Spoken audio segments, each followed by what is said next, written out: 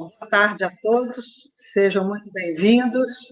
Eu vou falar sobre as semelhanças e as diferenças entre acupuntura, homeopatia e medicina antroposófica.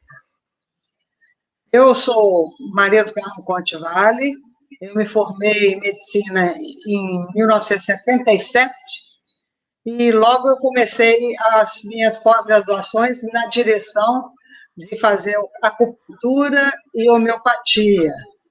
E enquanto eu fiz residência de pediatria no Rio, eu fiz também uma pós-graduação em nutrição.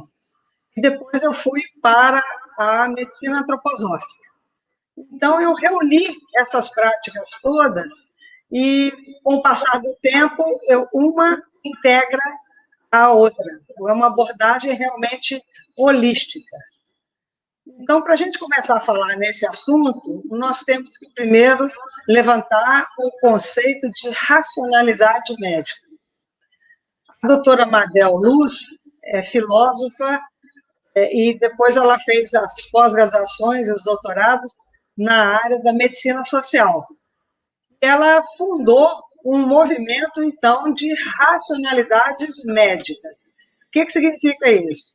Um sistema complexo que aborda 5 dimensões, morfologia ou anatomia, dinâmica vital ou fisiologia, doutrina médica, que é o que é saúde e o que é doença, um sistema diagnóstico e um sistema terapêutico. As práticas que contemplam essas 5 dimensões se encaixam numa racionalidade médica definida. Ela começou essa pesquisa em 1995 e descreveu primeiro a medicina tradicional chinesa e depois a ayurvédica, e depois a homeopatia, e, por fim, ela descreveu a medicina antroposófica como uma mais nova racionalidade médica. Esse livro aqui. E, então, todas essas práticas médicas, elas levam em consideração uma cosmologia especial, onde o ser humano é o microcosmo e o cosmo todo, o macrocosmo. Mesmo a biomedicina tinha essa relação, né, a medicina hipocrática, até quando chega a modernidade e essas relações se perdem. E essas outras modalidades conservam essas relações. Então, o ser humano ele é visto nas suas instâncias mais sutis, na sua dimensão energética. A posição anatômica na biomedicina é a posição do cadáver, o decúbito dorsal, e os medicamentos são em doses ponderais, miligramas por quilo de peso. Ou seja, a nossa biomedicina acadêmica, ela visa o corpo.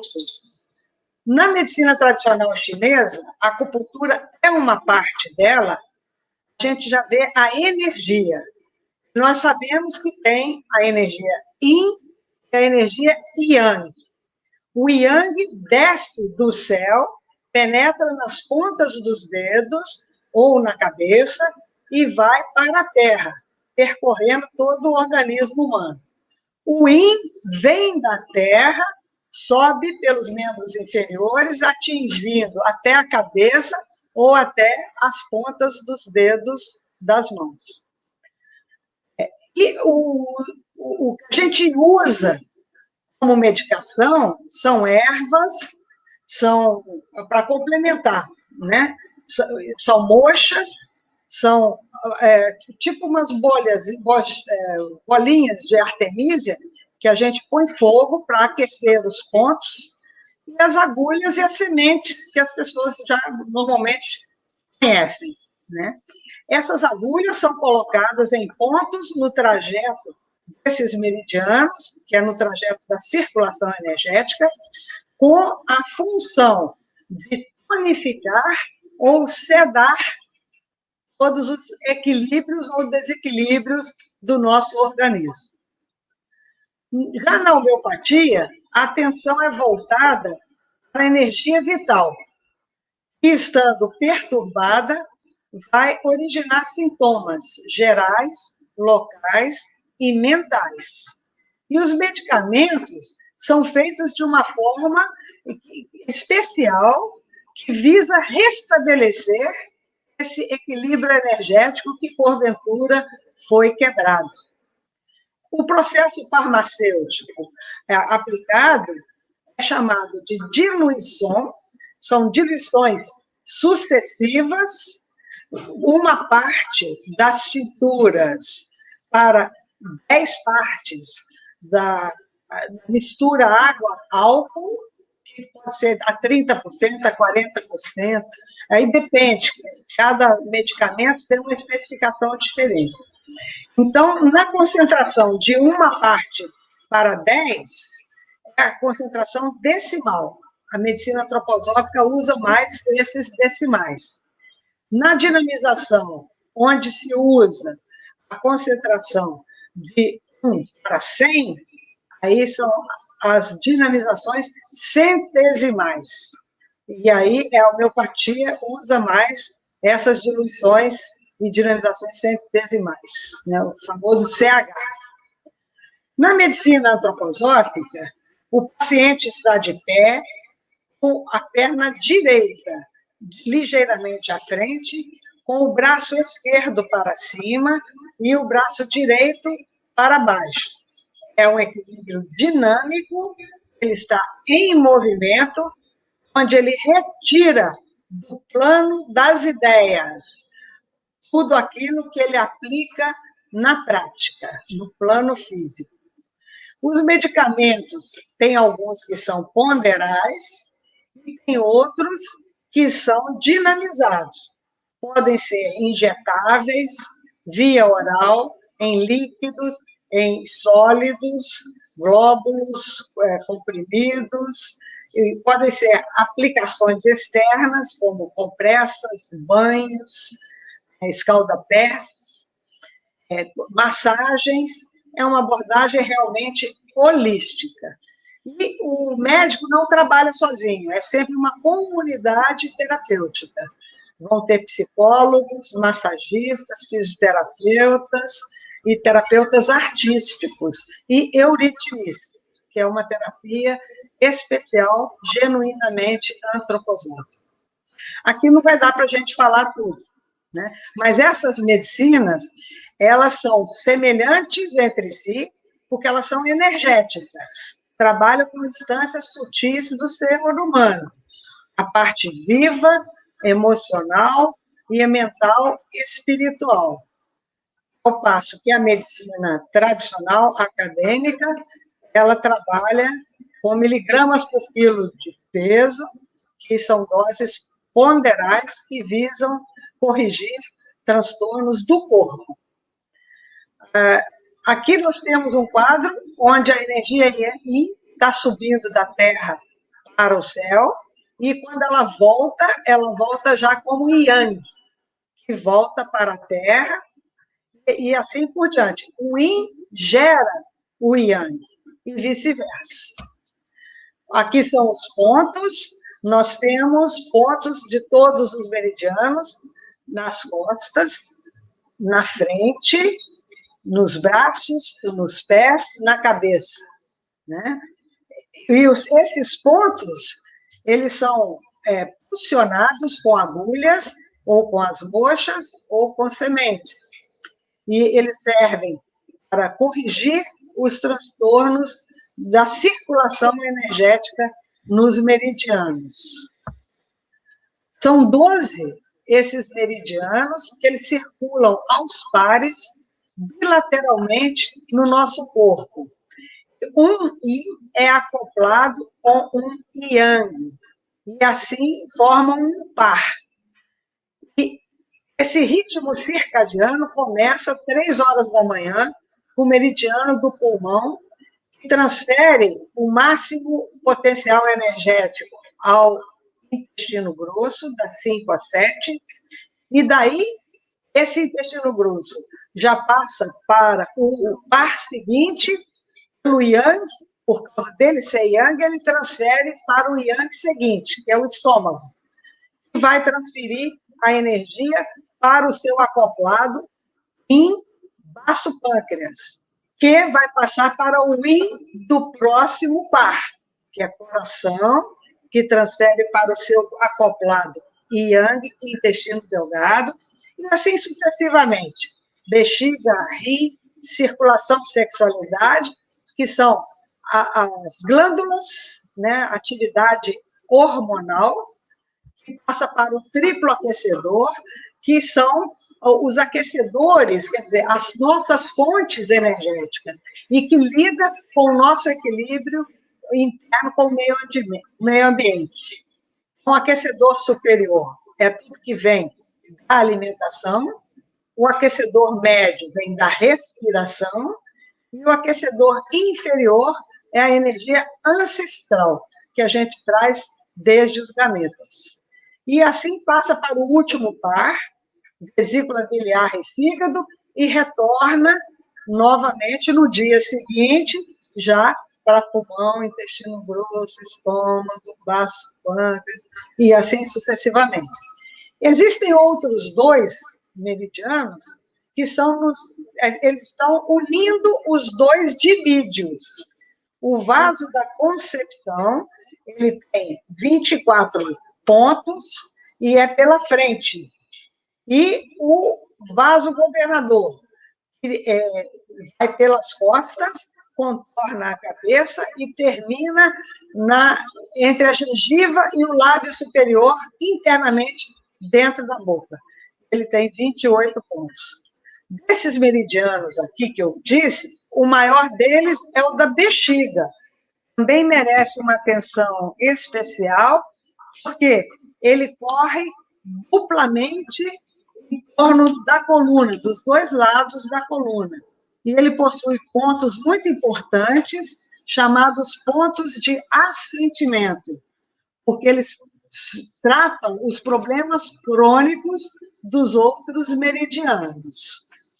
Então, é uma fonte inesgotável de possibilidades de atingirmos o equilíbrio energético através do meridiano da bexiga. É o maior deles, são 67 pontos. E o menor deles é o do coração, tem apenas 9 pontos. Tem várias leis que gerem esse tipo de tratamento. A mais importante delas chama-se Lei dos 5 Elementos. E esses são os 4 elementos que nós já conhecemos, aqui ocidentalmente falando: fogo, terra, água, ar, e tem o elemento madeira.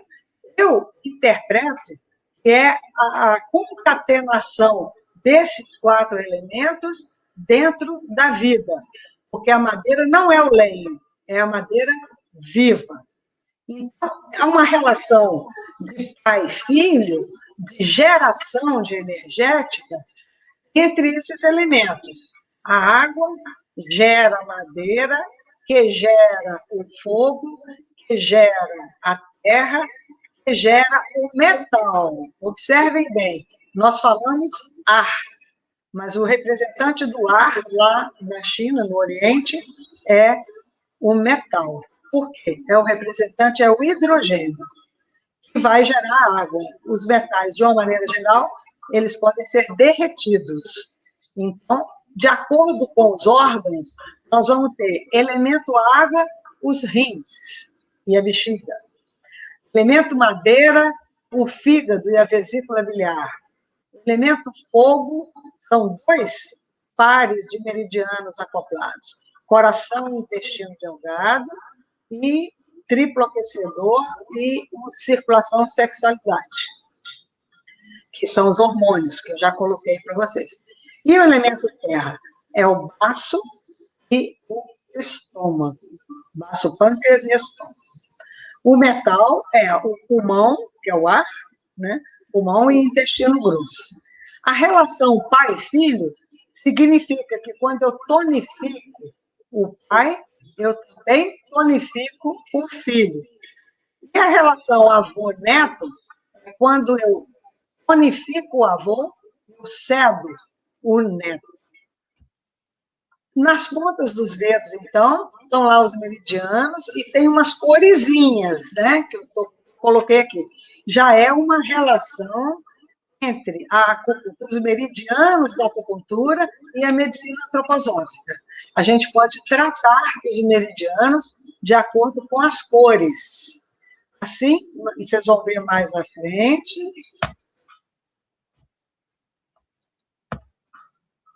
Aqui, ó. O exame é físico e é energético. As características da língua são muito importantes, as unhas e, principalmente, os pulsos. Nós vamos examinar os pulsos em 12 posições. São 3 posições de cada lado. A do meio é no processo estiloide do rádio. A número 1 é próximo ao punho e a número 3 é do outro lado. Nós vamos ter os meridianos yin num pulso profundo e os meridianos yang numa posição mais superficial.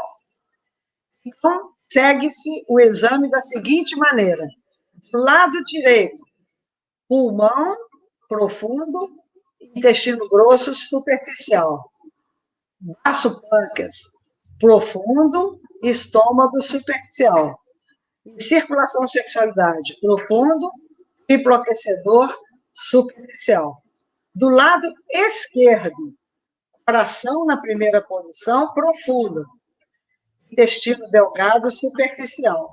Fígado na segunda posição, que é no processo estiloide, e vesícula biliar no superficial.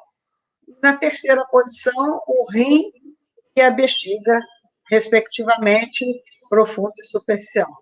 Mas o que a gente examina nesses pulsos? É a qualidade deles. Se está cheio, se está vazio, se está duro, se está macio, se é pontiagudo, se espeta. Tem uns que, às vezes, parece que está espetando. Se está muito forte, muito fraco, e assim sucessivamente. Com muito treino, a gente chega a todas essas nuances, e a gente pode diagnosticar coisas incríveis através do pulso. Por exemplo, numa pessoa grávida, a gente pode saber o sexo do bebê, porque diz que, se for o sexo masculino, é como se jogasse uma pérola na superfície de uma água e ela afundasse. E se for do sexo feminino, ao jogar a pérola, ela vai boiar. Olha só, que nuance. Como é que você vai reconhecer isso? Através da meditação sobre a qualidade dos pulsos, né? Aqui está naquele ponto que eu falei lá das cores com os meridianos chineses. O meridiano do coração, ele se segue ao intestino delgado, começa com amarelo-ouro, ele vai com amarelo ocre, e depois o laranja, depois um laranja mais forte, que já vai ser o meridiano do rim, a circulação sexualidade já vai ser vermelho, depois um rosa mais choque, que vai ser o triploaquecedor, depois a vesícula biliar já é um violeta, depois um roxo mais forte, que é o fígado, e o pulmão é um azul, o intestino grosso já é um índigo, depois chegar num verde azulado, tipo turquesa, no meridiano do estômago, para o baço pâncreas já ser um verde-limão. Aí ele já vai, de novo, encontrar da sequência ao do coração, que é o amarelo-ouro. Então, a gente aplicando ondas de tamanhos, né, dessas cores nos pontos, também podemos atingir o efeito tanto de tonificação como de sedação. E olha que coisa interessante. O feto, na posição intrauterina, ele se assemelha à orelha. O que faz nos pensar? No Evangelho de João, nós temos a seguinte introdução. No princípio era o Verbo, E o Verbo era Deus, e o Verbo estava com Deus. E o Verbo se fez carne e habitou entre nós. O que a gente pode tirar disso? O som faz a forma. Se a gente pegar uma concha e colocar no ouvido, nós vamos ouvir o som do mar. Então, o som, o verbo, se faz carne e habita entre nós. Tá? Então, inicialmente, na povoação do ser humano na Terra, nós éramos de uma forma de concha, como se fosse uma grande orelha. Essa grande orelha deu origem a um apêndice que foi crescendo cada vez mais e se tornou o nosso corpo, e a orelha foi regredindo, foi diminuindo de tamanho e se tornou o apêndice que é hoje, como nós conhecemos. Então, está tudo muito relacionado mesmo. E na orelha, nós vamos ter pontos do corpo inteiro, de todos os órgãos. E quando não existia escrita, eles eram representados por desenhos. Então, está aí os mapas para vocês contemplarem um pouco. As terapias na medicina chinesa, elas são físicas e energéticas. A gente tem vários tipos de massagens, automassagem, que é o Douyin, né? O Iná, tem outras várias. A acupuntura, que é a inserção de agulhas nos pontos, eu tenho aqui algumas para vocês verem, né? Agulhas, tem diferentes tamanhos, né? E tem a acupuntura auricular, que são com outras agulhas muito diminutas, que a gente coloca nos pontos e pode colar um esparadrapinho por cima. São agulhas que a gente fala de demora. E a complementação é feita com alimentação, com chás, ervas, ginásticas especiais, tai chi chuan, lian kun e meditação. Né? Então, isso daí é uma coisa que norteia todo o tratamento da medicina chinesa. Vou passar agora para a antroposofia. Temos que falar do Rudolf Steiner. Ele nasceu em 1861, faleceu em 1925. Ele é austríaco, fez doutorado em filosofia pela Politécnica de Viena. Ele pertenceu muitos anos à Sociedade Teosófica e foi delegado dirigente dessa sociedade em Berlim por volta dos anos de 1900, início dos 1900. A doutora Ita Wegner era uma holandesa e ela era massagista, que naquele tempo ela fazia ginásticas para doentes, chamava isso, é a atual fisioterapia. E por indicação do Rudolf Steiner, se tornaram amigos, ela assistia às palestras dele no âmbito da Sociedade Teosófica, se tornou amiga, e aí ele indicou que ela devia estudar medicina. E assim ela foi, e ao se formar, eles escreveram juntos um livro que é a base de toda a medicina antroposófica. Elementos fundamentais para uma ampliação da arte de curar, também conhecido como o livrinho azul. Na medicina antroposófica, nós vamos ter a primeira lei, chamada lei da polaridade. As forças de concentração, elas penetram no âmbito da cabeça, no polo neurosensorial. E as forças de dispersão, de expansão, elas predominam no sistema metabólico locomotor. No meio, nós vamos ter um equilíbrio entre essas forças, mas, semelhantemente à acupuntura, não é um equilíbrio estático, é um equilíbrio dinâmico. Então, uma vez yin, uma vez yang, é o tal. E aqui, contração, expansão, esse é o ritmo. Então, o sistema rítmico se coloca no centro E ele tem essa qualidade desses dois movimentos. E ele não adoece por si só. Ele adoece quando há um desequilíbrio entre esses sistemas de forças, esses dois sistemas de força. Eu vou dar um exemplo. Uma enxaqueca é uma congestão nessas forças de condensação ou de concentração. Como que a gente pode tratar? Fazendo um escaldapé. A gente vai agitar, vai estimular as forças de dispersão. E aí a enxaqueca vai passar. A gente vai colocar mostarda, sementinha da mostarda mesmo, mostarda tempero, numa água bem quentinha e vai fazer um escaldapé por uns 20 a 30 minutos. Vai cessar a dor de cabeça.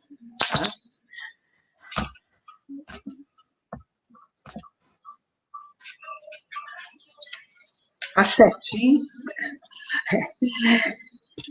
Nessa outra ilustração, nós vimos que no polo da contração está lá o sistema nervoso, neurosensorial, e embaixo está escrito sal. No sistema rítmico está escrito mercúrio, e no sistema metabólico está escrito enxofre, e é o polo da expansão. Esses três princípios são os princípios do famoso médico da Idade Média, Paracelso. O que significa o sal? A concentração máxima. Na cabeça, nós temos uma única articulação móvel. No ritmo, nós já expliquei, a concentração e a expansão, e nesse polo metabólico, onde está escrito o enxofre, é o princípio da dissolução, em constante movimento. Em contrapartida, nós não sabemos o que é que o estômago está fazendo, o que é que o rim está fazendo, sabemos que está em constante movimento, mas não sabemos o quê. Então, aqui temos o domínio da inconsciência. No polo encefálico, está tudo paradinho, o cérebro tem que ficar paradinho para concentrar, para falar, para pensar, né? E temos a consciência. Por outro lado, essa constituição que nós temos na atual fase do desenvolvimento humano na Terra, nós podemos dizer que nós temos os 4 elementos. O corpo físico é representante do elemento terra, o corpo etérico ou vital é o representante do elemento água ou líquido, o corpo astral ou emocional, representante do ar ou gasoso, e o eu, a consciência, o elemento calórico ou fogo. Então, o corpo físico e o etérico estão mais ligados com o metabolismo. O eu, a consciência, né, e o corpo astral estão mais ligados com o sistema neurosensorial. Nessa outra ilustração, no estado de vigília, é para ser esse tipo de equilíbrio que nós já vimos anteriormente. No sono, o corpo que está dormindo lá na cama, ele só está com o corpo físico e o etérico ou vital. O emocional e a consciência, eles estão desprendidos desse corpo físico. Então, a gente está inconsciente. Ou seja, o estado de consciência do sono profundo, a gente não tem notícia. Somos completamente inconscientes. No estado de sonho, nós estamos numa semiconsciência. A gente se lembra de algumas imagens, de algumas passagens, mas a nossa consciência não está ligada com o corpo físico corretamente. Então, a gente não sabe exatamente.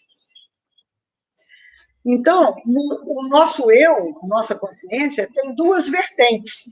Uma voltada para o lado espiritual, onde a gente tem consciência do mundo, das coisas e de nós mesmos, onde a gente faz as atribuições de sentidos objetivos.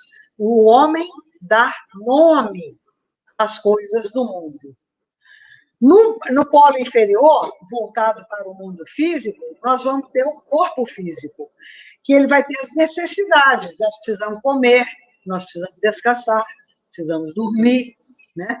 Fazemos o movimento, mas depois tem que parar, né? Então, tem uma vertente do físico ligada diretamente para o mundo físico. E, através da alma, a ligação do corpo com a mente, com o mundo espiritual, com o eu, com a consciência. Então, a alma humana, ou psique, é a sede da vontade, dos sentimentos e dos pensamentos. Então, com a quadrimembração, de acordo com os elementos, a organização do eu, ela ligada ao elemento fogo. O ar está ligado ao elemento emocional, a nossa vida emocional, nossos sentimentos, nossas sensações. Elas são voláteis, e ela pode ocupar o espaço que nós quisermos dar. A gente pode expandir, entrar numa onda, né, emocional, e a gente pode cortar, se a gente quiser, né? A parte vital é a parte ligada ao líquido, ligada à água, né? E o corpo físico é o elemento terra. Aqui, o ser humano compartilha com o mundo animal o seu corpo físico, o seu vital e o seu emocional. Nesse plano aqui. O ser humano compartilha com os vegetais o corpo físico e o corpo vital. E com os minerais, apenas o corpo físico. Traduzindo, os minerais têm aqui encarnados na Terra, na nossa querida Terra, só corpo físico. Os vegetais, além do físico, olha aquelas estrelinhas, como elas vieram da forma às flores e às folhas e às plantas. Já nos animais, tem a lua, e lá tem relação com o chifre, ou seja, as estrelinhas desceram, já estão dentro do metabolismo dos animais, e a lua já está ali influenciando no chifre, ou no sistema nervoso do bicho. O ser humano, o sol também já está internalizado. É o nosso eu, nossa consciência, né? Então, olha lá, nós temos a lua no sistema nervoso, e faltou complementar aqui que nas glândulas também. O sol no coração e todas as constelações e planetas no nosso metabolismo. Então, nós temos um universo no interior do nosso corpo. Olha, o cérebro ligado à Lua, pulmões ligados a Mercúrio, rins ligado ao cobre, que é Vênus, o coração ligado ao Sol, que é o ouro, o sistema de vesícula biliar ligado a Marte, que é o ferro, o fígado a Júpiter, que é o estanho, e o baço a Saturno, que é o chumbo. Então, em ambas essas formas de tratamento, nós observamos essa circulação energética. São fluxos de forças formativas. E o ser humano pode adoecer por vários caminhos no trajeto dessas forças formativas. Então, de acordo com a trimembração, eu já dei o exemplo lá da enxaqueca, né?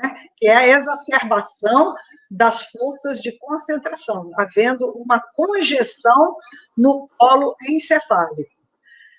Segundo a quadrimembração, que são os 4 elementos, uma febre, por exemplo, é o aumento do elemento fogo, do elemento calórico, em relação aos outros elementos.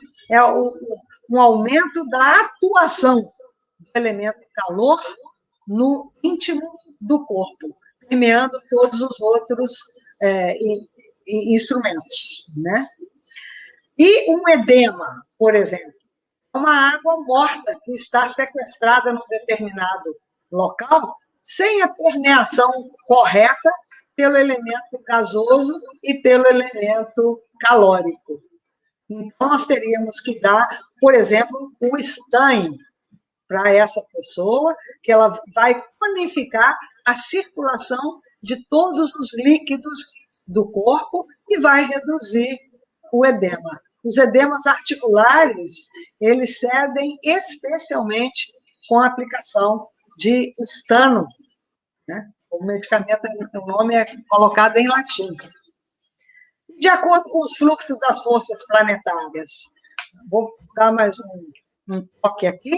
Olha lá. Se eu tiver uma pessoa sem memória, esquecida demais, posso tratar com prata, que vai tonificar o sistema nervoso. Uma mulher que esteja com dificuldade de engravidar, também posso tratar com prata, que vai revitalizar a formação dos óvulos e amadurecê-los. Uma pessoa com problemas de rins, trato com cobre. O problema de pulmão, mercúrio. Problema de coração, ouro. Problemas de fígado, estanho, já coloquei, já falei. Problemas da vesícula biliar, ferro. Problemas do baço, chumbo. Então, a medicina antroposófica, ela visa desenvolver os sentidos para melhor captar, absorver e, por que não, transformar o mundo. E a gente tem que ter sempre um espaço de trocas, há uns diálogos muito legais, sempre encontros, simpósios, seminários, e muitos encontros, muitos grupos, né? A autoeducação atinge um papel muito importante, porque existe um capítulo do desenvolvimento interior do terapeuta e precisa-se ter uma alimentação adequada, o que é melhor para nos nutrirmos, alguma atividade artística, alternar repouso e movimento, né? Se refletir sobre a fase da vida que está se passando, né?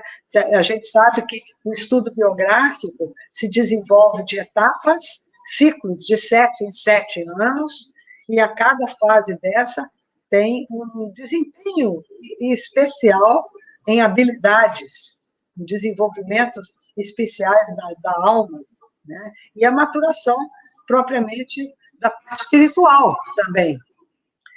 Temos que ter horas de relaxamento e de meditação. Isso tudo, essas práticas, levam à saúde do corpo, alegria e prazer da alma e a paz de espírito.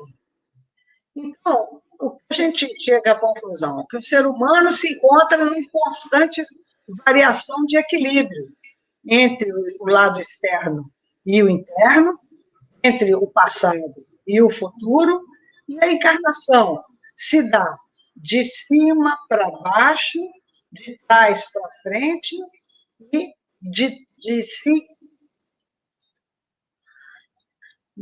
de trás para frente, de cima para baixo, da esquerda para a direita. Da esquerda para a direita. Esses 3 vetores se encontram aqui no ponto chamado intra, na acupuntura, ou terceiro olho na yoga. Isso daqui significa que nós somos muito maiores do que essa estatura física que nós apresentamos a olho nu. E os potenciais desequilíbrios estão sujeitos a ocorrer a todo momento, por uma causa externa ou por uma causa interna. E sempre há, então, essa comunidade terapêutica, e a farmacologia terapia cursa por 4 passos. Primeiro, é uma observação cuidadosa, associação das ideias, formação do diagnóstico e elaboração da receita. A receita pode conter medicamentos, conselhos, até contemplação de uma obra de arte. terapias complementares, como pintura, trabalho com argila, o próprio trabalho da psicologia, da autobiografia e vários outros. A euritmia, que é específica da medicina antroposófica, que infelizmente não vamos ter tempo de explicar isso tudo.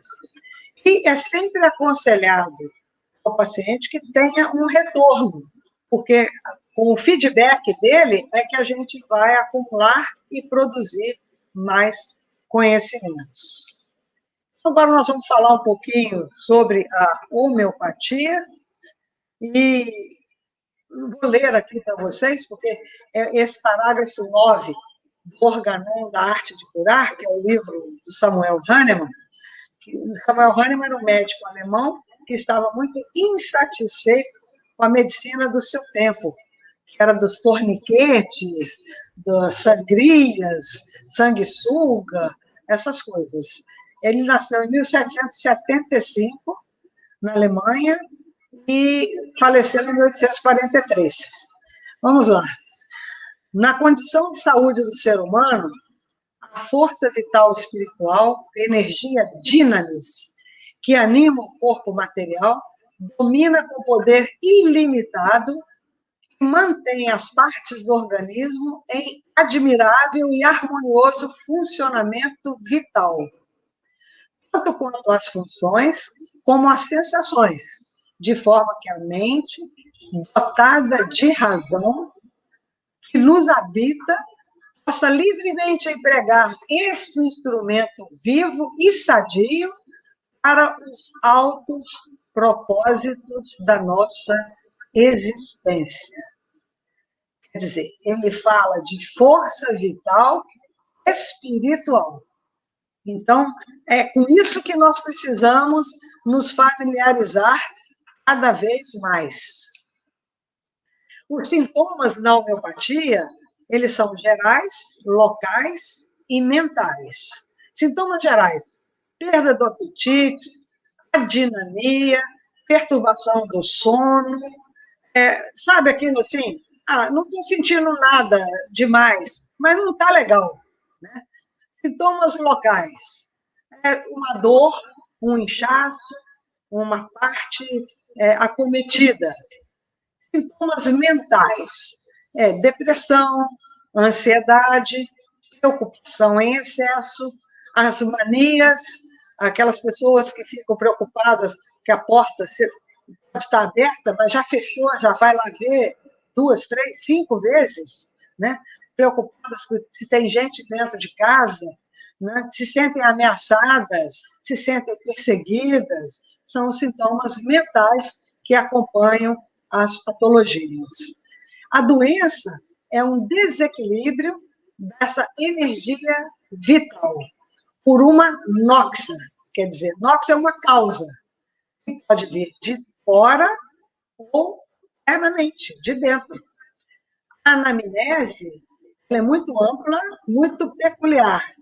Nós precisamos saber se a pessoa sente atração por algum sabor em especial, se ela sente repulsa por outro sabor, né? Se ela dorme de barriga para baixo, barriga para cima, de lado esquerdo, lado direito, se cobre o pé ou se cobre o corpo inteiro e larga o pé para o lado de fora. Então, tem vários sinais que a gente chama de patognomônicos.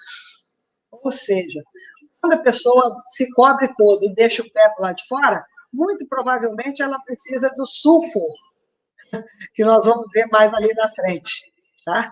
É um medicamento que remexe o calor, principalmente, do corpo. Né?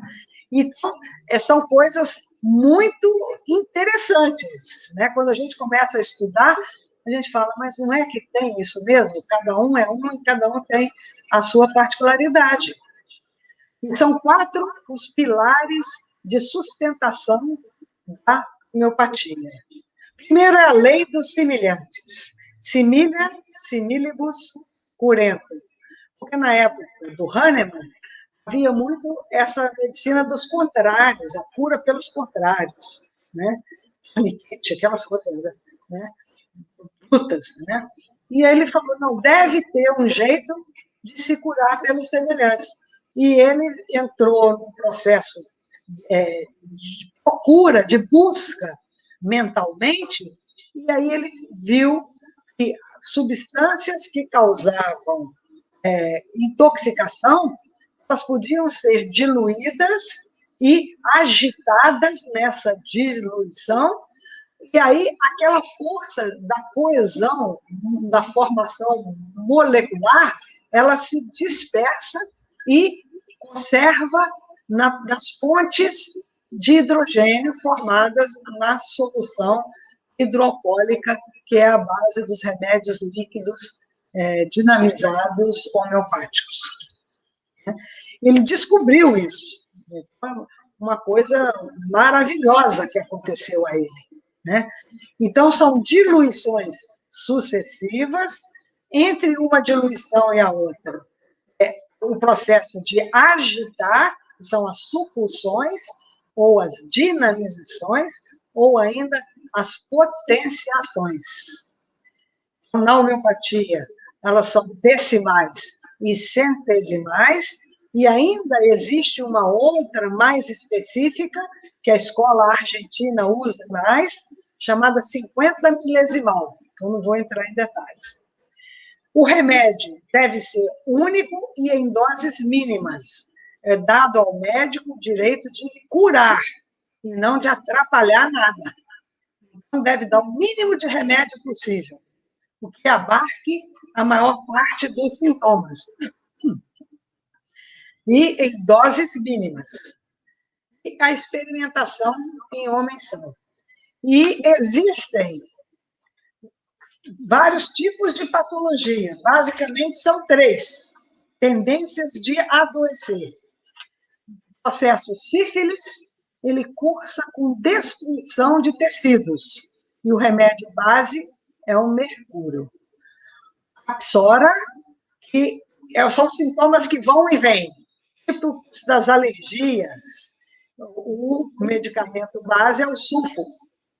E a psicose, que são aquelas patologias que cursam com a produção de tecidos, vegetações, tumores, verrugas. O remédio base é a tuia.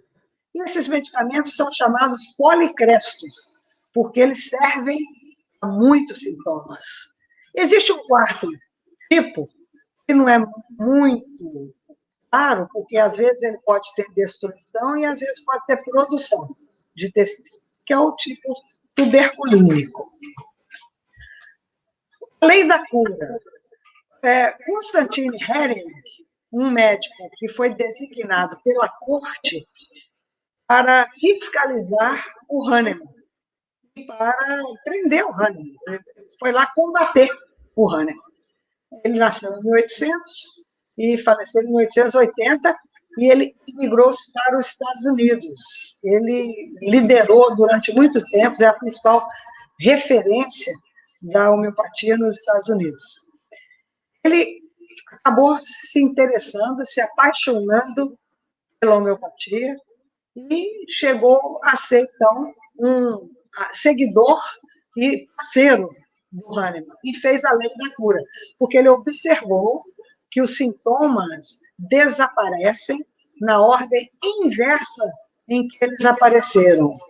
E a cura se dá de cima para baixo, de dentro para fora, dos órgãos mais nobres para os menos nobres.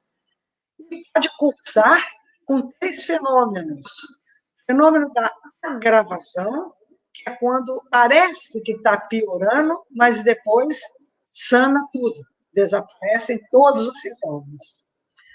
A supressão é quando você utiliza um antídoto, e aquele quadro passa por uma remissão, aí você pensa que curou, mas aí mais na frente, futuramente, aqueles sintomas retornam.